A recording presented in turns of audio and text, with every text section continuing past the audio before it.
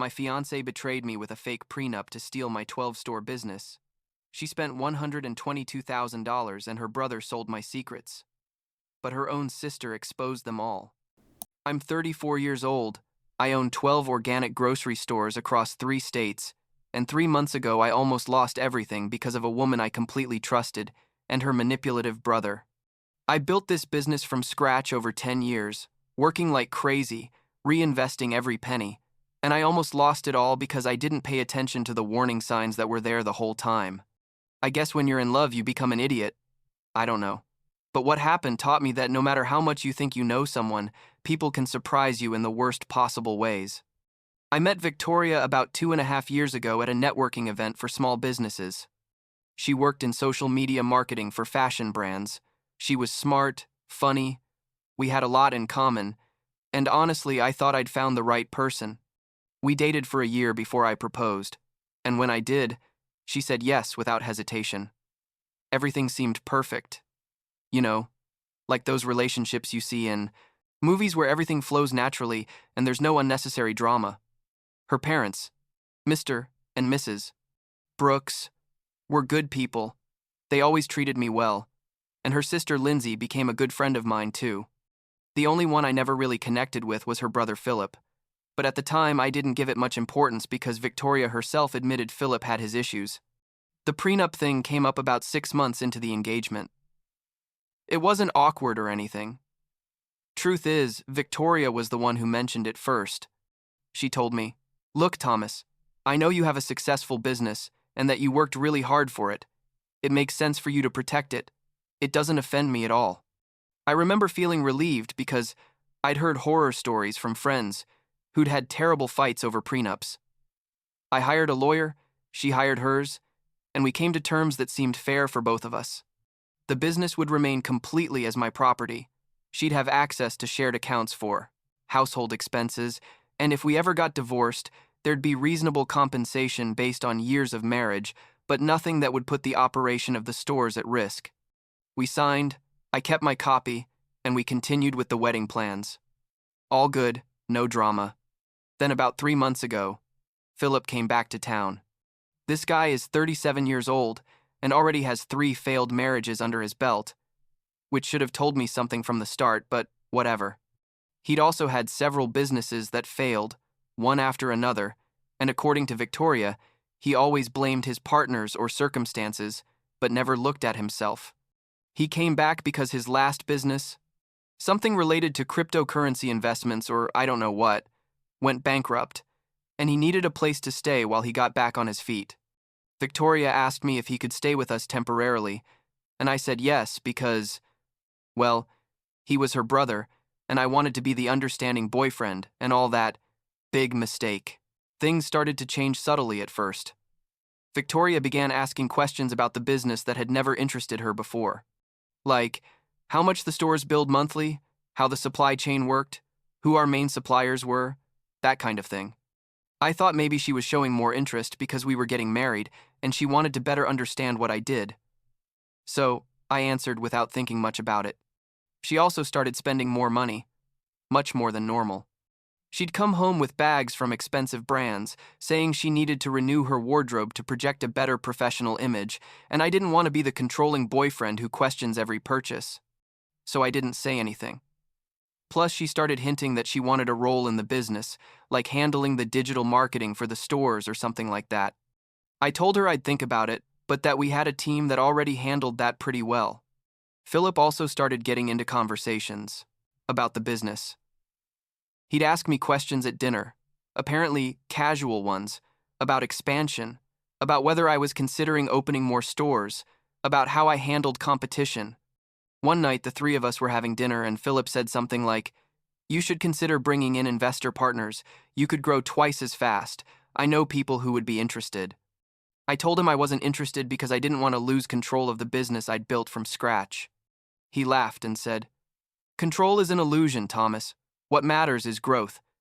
But he didn't insist anymore that day. Looking back, I should have seen it coming. All the signs were there. About 2 months ago, my assistant Brenda told me I needed to review some documents that had arrived from my lawyer. I opened the envelope, expecting something routine, and almost had a heart attack when I saw what it was. It was a copy of the prenuptial agreement, but it wasn't the version I had signed.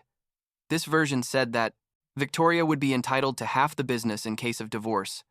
Not just reasonable compensation, but literally half of the 12 stores and any future expansion. It also included clauses that gave her decision-making power in important business operations, even during the marriage. Basically, if I signed that, she would automatically become my business partner when we got married.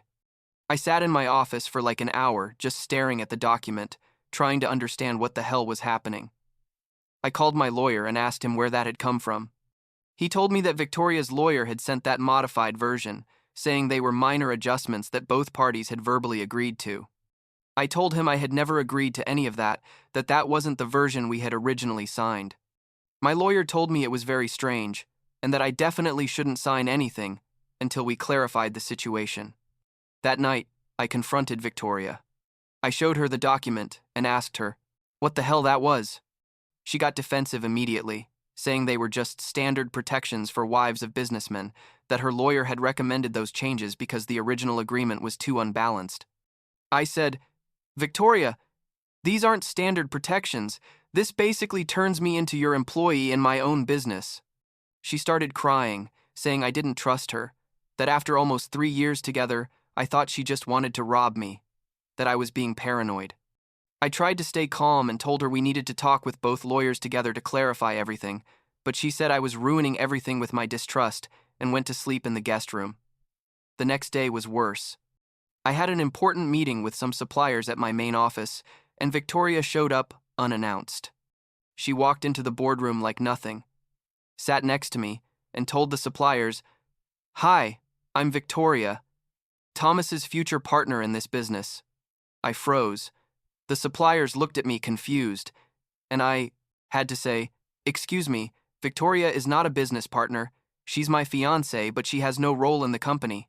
She gave me a look I'd never seen from her, like pure fury, and said, "I'm not a partner yet, but I will be soon. We're working out the legal details." I had to ask her to leave the meeting, and she walked out, slamming the door. The meeting was a complete disaster. The suppliers left wondering what kind of circus I was running. After that, I started investigating more and discovered that Philip had been calling my business contacts, introducing himself as the future brother-in-law of the owner and asking about collaboration opportunities. I also found out from one of my managers that Victoria had been showing up at some stores, telling staff that she'd soon have an important role in the company and that she wanted to know the operations from the inside.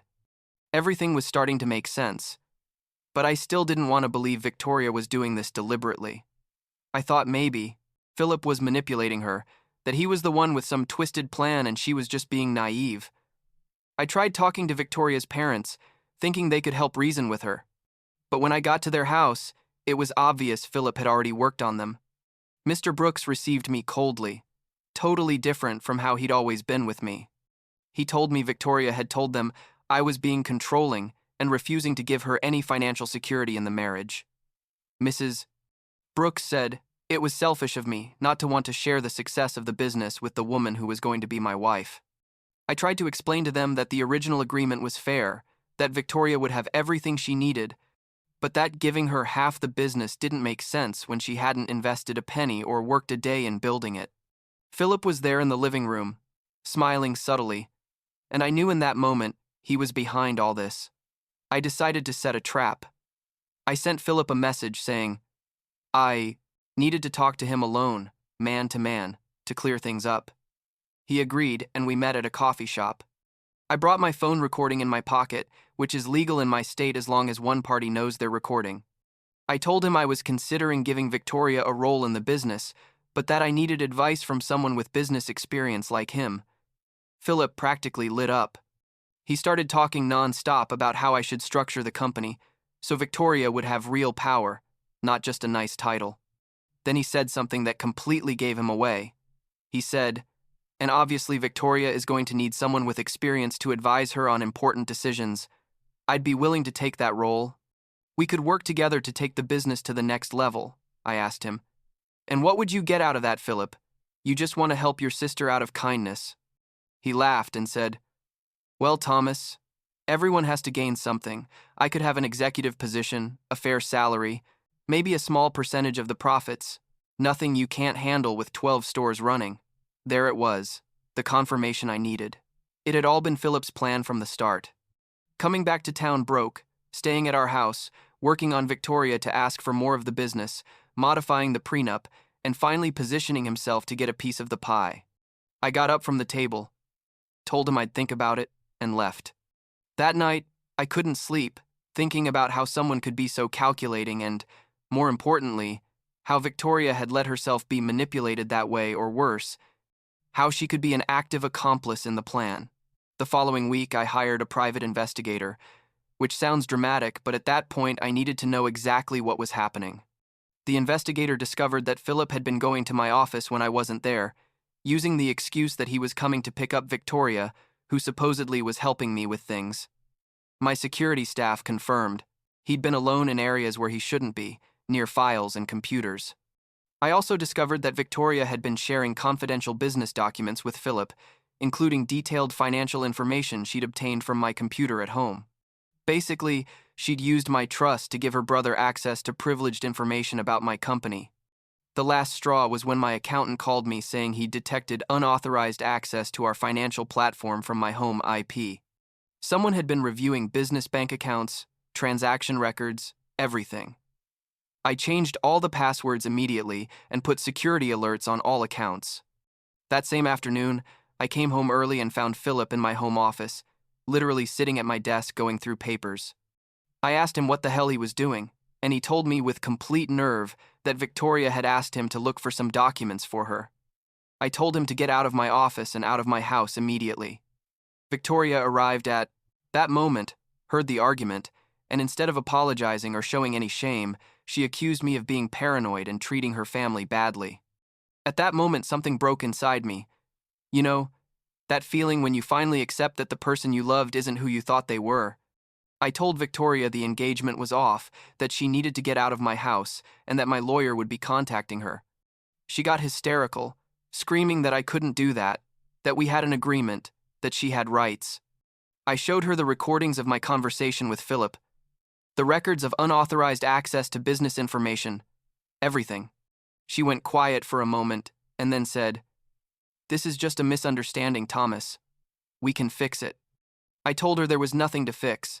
That trust was completely destroyed, and I wanted her and Philip out of my house in 24 hours. The next morning, my lawyer sent a formal email to Victoria and her lawyer canceling any marriage agreement, notifying that we'd be investigating possible corporate espionage charges for unauthorized access to confidential business information. We also included evidence of how the prenup had been fraudulently modified without my consent. Her lawyer responded with vague threats about lawsuits for emotional damage, but my lawyer dismissed it because we had solid proof of their actions. I thought it would all end there, but Victoria wasn't ready to give up. 3 days after she moved out, I received an alert from my bank about unusual expenses on a credit card I'd put in her name for emergencies. In 3 days, she'd spent $122,000. $122,000. Can you believe it? At luxury boutiques, spas, expensive restaurants. She even bought first-class tickets to Paris that she didn't even use. It was obvious she was trying to get as much as she could before I closed all the accounts. I called her and told her I was going to cancel the card immediately. She screamed at me on the Foss's phone saying that money was legally hers because we were still technically engaged. I said, "Victoria, the engagement is canceled and you know it. This is basically theft." She hung up, and I canceled the card while I was still on the call. With the bank, things got ugly after that.